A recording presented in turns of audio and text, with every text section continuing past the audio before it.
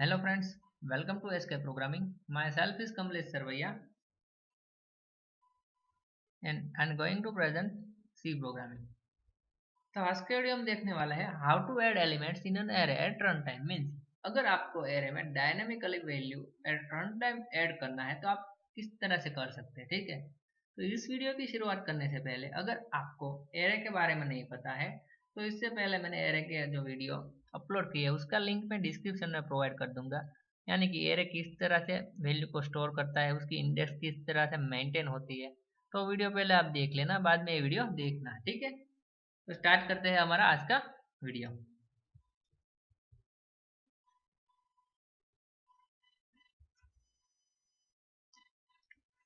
तो पहले तो हमें पता होना चाहिए कि एरे का डिक्लेरेशन किस तरह से होता है, ठीक है। तो ऑलरेडी मैंने आपको बता ही दिया है कि एरे का डिक्लेरेशन किस तरह से होता है और उसमें स्टैटिकली वैल्यू किस तरह से ऐड की जाती है वो भी मैंने बता दिया, ठीक है। तो आज हम देखने वाले हैं डायनेमिकली वैल्यू किस तरह से एरे में ऐड की जाए। तो पहले एरे का डिक्लेरेशन कर देता हूँ। मैं 3 की साइज का एरे क्रिएट कर रहा हूँ, ठीक है।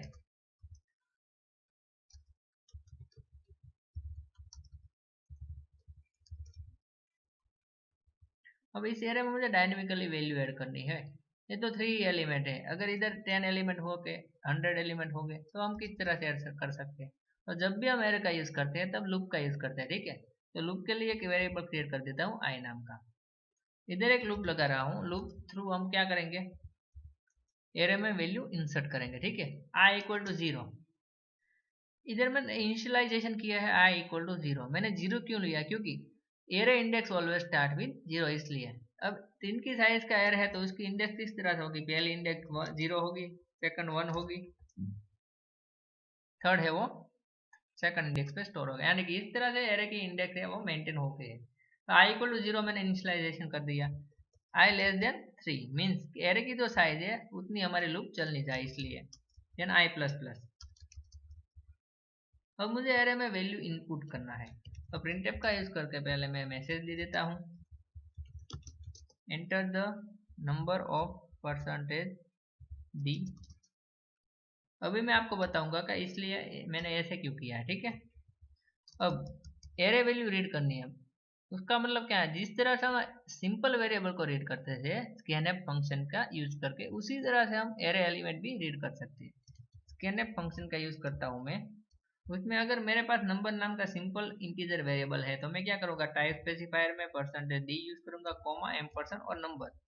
ये बात हुई सिंपल नंबर नाम के इंटीजर वेरिएबल की। लेकिन हमारे पास एरे है तो क्या करना है, सिर्फ इधर हमें स्क्वायर ब्रैकेट लगाना, एरे है इसलिए उसके अंदर आई पास कर देना, क्योंकि हमने आई का लूप चलाया है इंडेक्स को मेंटेन करने के लिए। ऐसा करने से आप डायनेमिकली वैल्यू ऐड कर सकोगे एरे में। दूसरा, अब यही वैल्यू को मुझे प्रिंट करना है तो क्या करना पड़ेगा, एक लूप और चलाना पड़ेगा।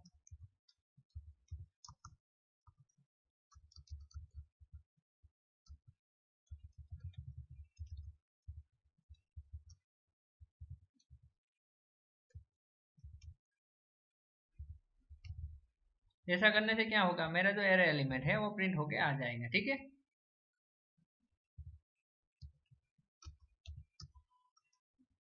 पहले मैं डालता हूँ 10, सेकंड में 20, थर्ड में 30। 10, 20 एंड 30, ये जो मैंने डायनेमिकली जो वैल्यू ऐड की वो हमें डिस्प्ले होकर आ रही है, ठीक है। तो सिंपली आप इस तरह से अपने एरे में वैल्यू इनपुट कर सकते हो। लेकिन अब परेशानी क्या है कि जिस तरह से हम नॉर्मल वेरिएबल हमारा जो है वो मेमोरी में स्टोर होता था, तो ये जो एरे का जो नॉर्मल वेरिएबल है वो किस तरह से स्टोर होगा मेमोरी में। अगर हमें एरे का मेमोरी एड्रेस चेक करना है तो क्या करना है, सिर्फ प्रिंटफ का यूज करना है। उसमें लिखना है address equal to percentage U. अगर हमें एड्रेस फाइंड करना है तो percentage U type specifier use करना है, ठीक है। उसके बाद कोमा एम परसेंट का साइन यूज करना है और एलिमेंट इधर दे देना है नंबर ऑफ आई। एरे जो है कंटिन्यूअस मेमोरी एलोकेशन करता है, तो वो भी मैं आपको समझाता हूँ। अभी 3 एलिमेंट मैंने डाल दिए, ठीक है। अब एंटर प्रेस करता हूँ। तो पहला एलिमेंट 10 है, उसका एड्रेस क्या है 65,520। अब दूसरा एलिमेंट आया, उसका एड्रेस क्या है 65,522। अब तीसरा एलिमेंट आया 30, एड्रेस क्या है 65,524। अब इधर आप गौर से देखिए एड्रेस की लाइन पे 65,520 पहला 10 का मेमोरी एड्रेस है, ठीक है। कंटिन्यूअस मेमोरी एलोकेशन मीन्स क्या है कि जो भी जीरो एड्रेस का जो एलिमेंट है वो अगर मेमोरी में स्टोर हुआ 65,520 पर, तो जो दूसरा एलिमेंट है वो उस डेटा टाइप की जो साइज है उसके गुना से प्लस होगा। मीन्स इंटीजर डेटा टाइप का हमारा एरे है, इंटीजर डेटा टाइप मेमोरी में कितने बाइट ऑक्यूपाइड करता है तो वो आपको पता होना चाहिए। मुझे तो पता है कि इंटीजर डेटा टाइप है वो 2 बाइट मेमोरी में ऑक्यूपाइड करता है। तो हमारा पहला जो एड्रेस आया 65,520, ठीक है। अब दूसरा एलिमेंट है 20, तो वो स्टोर हुआ 65,522, तो 22 20 प्लस 2 मीन्स 22, ठीक है। 65,520 प्लस 2 मीन्स 65,522 हुआ। अब तीसरा एलिमेंट में क्या होगा, ये जो दूसरा का जो मेमोरी एड्रेस है उसमें 2 बाइट प्लस हो गए, मीन्स 65,522 प्लस 2 मीन्स 65,524। तो इस तरह से कंटिन्यूअस मेमोरी एलोकेशन होता है, ठीक है। अगर इधर मैं 5 एलिमेंट डालूं तो आपको ज्यादा आइडिया आएगा। तो इधर मैं कर देता हूं 5, इधर भी मैं कर देता हूं 5, इसे हम एग्जीक्यूट करते हैं। आप देख सकते हो पहला एलिमेंट है वो 10 है, एड्रेस क्या है उसका 65,560। अब दूसरा एलिमेंट आएगा वो भी इंटीजर टाइप का ही होगा, क्योंकि ये सारे हैं वो इंटीजर टाइप के रहे, इसलिए एलिमेंट की टाइप इंटीजर ही रहने वाली है। मीन्स के जो पहला एलिमेंट स्टोर हो गया उसमें इंटीजर जितनी बाइट मेमोरी ऑक्यूपाइड करती है ना, उसमें उसका जो साइज है वो प्लस होगा। मीन्स पहला एड्रेस है 65,560, तो दूसरा क्या होगा वो प्लस होगा 2, मीन्स 65,516 प्लस 2 मीन्स 65,518 हुआ। अब उसमें उसके बाद का एलिमेंट है वो 2 प्लस और होगा 2 बाइट, मीन्स 65,520 हुआ। अब उसमें 2 प्लस मीन्स 65,522, उसमें 2 प्लस मीन्स 65,524। यानी कि एरे जो है कंटिन्यूअस मेमोरी एलोकेशन करता है अपनी मेमोरी ऑक्यूपाइड की साइज के मुजब, ठीक है। ऐसा नहीं होगा कि जो पहला एलिमेंट है वो स्टोर हुआ 65,516 पे, तो दूसरा एलिमेंट है वो 64,000 पे स्टोर होगा, तीसरा एलिमेंट फिर से 65,000 पे स्टोर होगा, चौथा एलिमेंट 62,000 पे स्टोर होगा। ऐसा नहीं होगा, पहला एलिमेंट जिस जगह पे स्टोर हुआ है उससे कंटिन्यूअस मेमोरी एलोकेशन होगा, यानी कि 2 बाइट का, क्योंकि इंटीजर टाइप का एरे है। तो कुछ इस तरह से मेमोरी एलोकेशन होता है। अब मैं इधर कर देता हूँ 3, इधर फिर से कर देता हूँ 3, ठीक है। अब इसे एग्जीक्यूट करता हूँ, इधर कर देना है 3 इसलिए। तो ये 3 एलिमेंट का भी मेमोरी एलोकेशन देखो 65,516, 18 एंड 20, 2 बाइट का गैप है। तो ये जो डायनेमिकली वैल्यू ऐड करना है तो आप इस लूप की वजह से इस तरह से कर सकते हो, उसका मेमोरी एड्रेस और एलिमेंट प्रिंट करना है तो इस तरह से कर सकते हो। तो आपको ये रेडीमेड प्रोग्राम मिल गया, ठीक है एरे का। लेकिन मोस्ट इंपॉर्टेंट थिंग क्या है कि कंटिन्यूअस मेमोरी एलोकेशन है, ठीक है। और कंपाइलर बैक एंड में इसे किस तरह से हैंडल करता है उसका नॉलेज भी होना जरूरी है। तो ये वीडियो अब तक का जो था वो वेरी शॉर्ट वीडियो है, वो जिसको प्रोग्राम चाहिए वो प्रोग्राम मिल गया, ठीक है। लेकिन जिसको समझना है कि कंपाइलर है इसे बैक एंड में किस तरह से एग्जीक्यूट करेगा, तो उसके लिए अब मैं कोड डालूंगा, मीन्स आपको एक्सप्लेनेशन दे रहा हूँ, ठीक है। तो स्टार्ट करते हैं। ऊपर से शुरुआत होगी, इंटीजर नंबर नाम का कह रहा है, इधर 5 की साइज है तो मैं 3 कर देता हूँ, क्योंकि 5 में क्या होगा बहुत ही लंबा हो जाएगा हमारा वीडियो। तो 3 है इसलिए 0 1 एंड 2, ये नंबर 3 मीन्स 3 की साइज का। तो पहले एरे आया इसलिए क्या आएगा, इंडेक्स आएगा, उसके बाद वैल्यू आएगा, उसके बाद उसका जो एड्रेस होगा वो भी आएगा, क्योंकि पर्टिकुलर एलिमेंट है उसकी जो एड्रेस है वो अलग अलग होगा। अब इंडेक्स 3 की साइज है, यानी कि पहला एलिमेंट है वो 0 पे स्टोर होगा, दूसरा एलिमेंट है वो 1 पे स्टोर होगा, और तीसरा एलिमेंट है सेकंड इंडेक्स पे स्टोर होगा, ठीक है। तो इस तरह से कुछ इंडेक्स उसकी मेंटेन होगी। उसके बाद एक आई नाम का वेरिएबल मैंने क्रिएट किया हुआ है, मीन्स इधर लगा देता हूँ आई, कि आई इक्वल टू कोई भी गार्बेज वैल्यू होगी, क्योंकि मैंने इनिशियली उसमें कोई भी वैल्यू इनिशियलाइज नहीं की है, ठीक है। यानी कि गार्बेज कलेक्शन, यहाँ कोई भी वैल्यू आ सकती है। उसके बाद CLR SCR, ये अपनी जो कंसोल स्क्रीन है उसे क्लियर कर देगा। उसके बाद फॉर लूप आता है, तो पहले इनिशियलाइजेशन होगा आई इक्वल टू 0। आई की वैल्यू क्या है, अब आई की वैल्यू है 870 कोई भी गार्बेज है तो उसे ओवरराइड करके आई की वैल्यू कर देगा 0। इस इनिशियलाइजेशन के बाद आएगा आपका कर्सर इधर आई लेस देन 3। आई की वैल्यू क्या है 0, 0 लेस देन 3। जब भी हम लेस देन ऑपरेटर का यूज करते हैं तब लेफ्ट हैंड ऑपरेंड की वैल्यू राइट हैंड ऑपरेंड से अगर कम हो तो वो ट्रू रिटर्न करता है, अदरवाइज वो फॉल्स रिटर्न करता है। तो हमारे इस केस में लेफ्ट हैंड ऑपरेंड की वैल्यू 0 है, राइट हैंड ऑपरेंड की वैल्यू 3 है, यानी कि लेफ्ट हैंड ऑपरेंड की वैल्यू राइट हैंड ऑपरेंड से कम है, इसलिए ये कंडीशन ट्रू रिटर्न करेगा। अब इसने ट्रू रिटर्न किया यानी कि फॉर लूप का जो बॉडी है वो एग्जीक्यूट होगा, इसलिए पहले आपको मैसेज देगा enter the number of percentage D, enter the number of percentage D, ठीक है।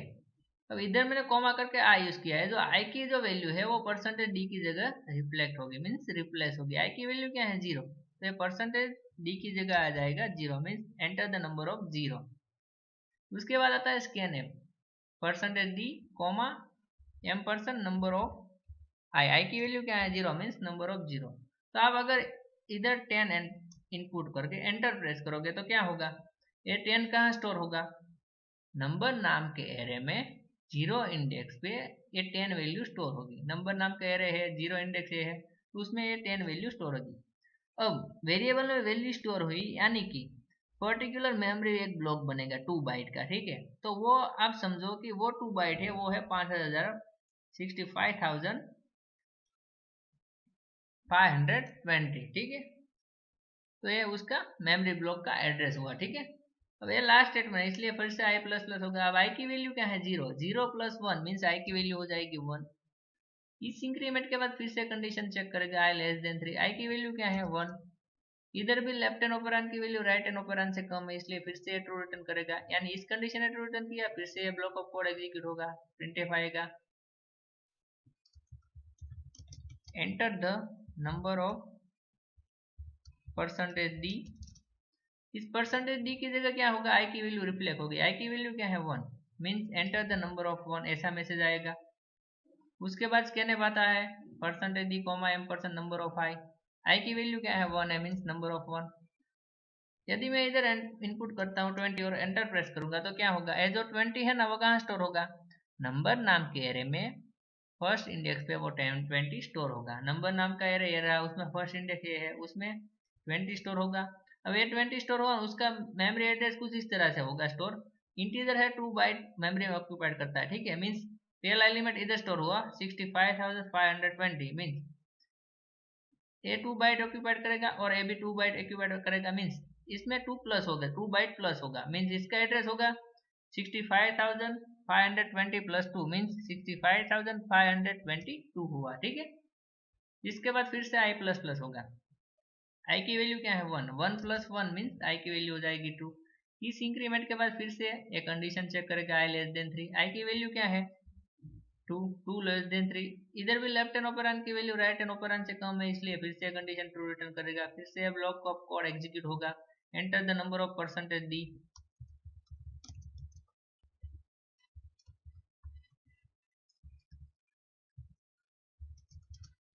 अब इस परसेंटेज डी की जगह आई की वैल्यू रिफ्लेक्ट होगी, आई की वैल्यू क्या है 2, mean enter the number of 2। उसके बाद आता है scanf percentage D comma M percent number of I, I की वैल्यू क्या है, आई की वैल्यू है 2, मीन्स नंबर ऑफ 2। अब इधर मैं इनपुट करता हूँ 30 और एंटर प्रेस करूंगा तो क्या होगा, ये 30 किधर स्टोर होगा, 30 नंबर नाम के एरे में सेकंड इंडेक्स पे स्टोर होगा। नंबर नाम का एरे इधर है, सेकंड इंडेक्स इधर है, उस पे वो स्टोर हो जाएगा 30। अब इसका मेमोरी एड्रेस क्या होगा, उसका मेमोरी एड्रेस होगा कि आगे वाले जो इंडेक्स है उसमें 2 बाइट प्लस हो गए, इसका एड्रेस 65,522, उसमें 2 बाइट प्लस हो गए यानी कि 65,524, ठीक है। तो ये उसका मेमोरी एड्रेस हो गया। अब ये लास्ट स्टेटमेंट इसलिए फिर से आई प्लस प्लस होगा, आई की वैल्यू है 2, 2 प्लस 1 मीन्स 3। अब ये कंडीशन चेक करेगा आई लेस देन 3, आई की वैल्यू है 3 इसलिए 3 लेस देन 3। इधर लेफ्ट हैंड ऑपरेंड की वैल्यू राइट हैंड ऑपरेंड से कम नहीं है, इसलिए कंडीशन फॉल्स रिटर्न करेगा। अब इसने फॉल्स रिटर्न किया यानी कि ये लूप है वो टर्मिनेट हो जाएगा, फिर से कर्सर आ जाएगा फॉर लूप पे, ठीक है, मीन्स सेकंड फॉर लूप पे। अब इधर आई इक्वल टू 0 इनिशियलाइजेशन होगा, आई की वैल्यू हो जाएगी 0, फिर ये कंडीशन चेक करेगा आई लेस देन 3, आई की वैल्यू क्या है 0 लेस देन 3, ठीक है। इधर भी लेफ्ट हैंड ऑपरेंड की वैल्यू राइट हैंड ऑपरेंड से कम है, इसलिए कंडीशन ट्रू रिटर्न करेगा। इसलिए फिर से बॉडी ऑफ कोड है वो एग्जीक्यूट होगा, यानी कि %d स्लेशन है number of I means I की वैल्यू क्या है 0 मीन्स नंबर ऑफ 0, यानी कि नंबर नाम के एरे पे 0 इंडेक्स पे जो एलिमेंट स्टोर है वो डिस्प्ले होगा। नंबर नाम का एरे ए है, उसकी 0 इंडेक्स ए है, उसमें कौन सा एलिमेंट स्टोर है, वैल्यू क्या है 10 मीन्स आपको आउटपुट में पहले 10 दिखेगा। उसके बाद इधर स्लेशन है, यानी कि हमारा कर्सर जो है इधर आके नेक्स्ट लाइन पे चला जाएगा।